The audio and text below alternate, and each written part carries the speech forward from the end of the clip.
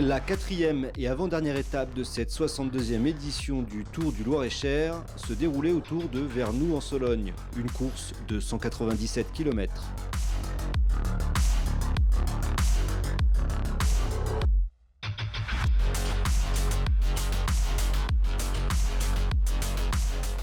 Une étape complètement différente aujourd'hui, un peloton qui a cadenassé la course, la formation Metec qui est vraiment très forte, a vraiment interdit à tout coureur de sortir. La première échappée sérieuse est sortie au bout de 120 km, ça a roulé très vite pendant plus de 2h30.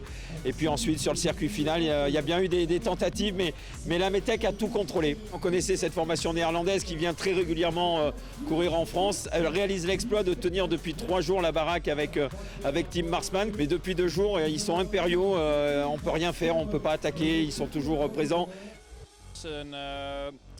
C'était une étape parfaite pour moi. C'était plat, il n'y avait pas de vent et le sprint était groupé. J'ai attaqué le sprint au bon moment, c'était parfait pour moi. Je suis vraiment très heureux d'avoir une équipe comme celle-là, qui m'a ouvert la voie et ils ont tout fait pour moi. La seule chose que j'ai eu à faire, c'est un sprint sur les 300 derniers mètres. J'avais de très bonnes jambes, le sprint était rapide, il n'y avait en fait que quelques centimètres d'écart, mais c'était suffisant. Rien n'est joué, il y a 8 secondes de différence entre les deux premiers, il y a beaucoup de bonifications demain à Blois. On a déjà vu le Tour du Loir-et-Cher se gagner ou se perdre le dernier jour, donc on va dire qu'ils sont plus que 2 à pouvoir gagner le Tour du Loir-et-Cher, à moins d'un gros coup de Trafalgar. Mais bien entendu, les secondes de bonification vont compter, à savoir si McLeod va pouvoir reprendre 8 secondes sur le circuit de Blois.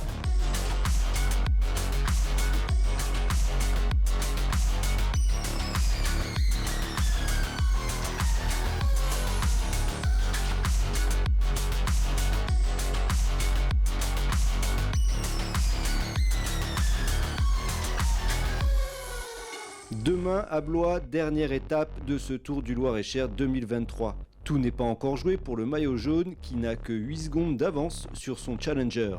Pour les départager, une boucle dans le Blésois de 97,5 km.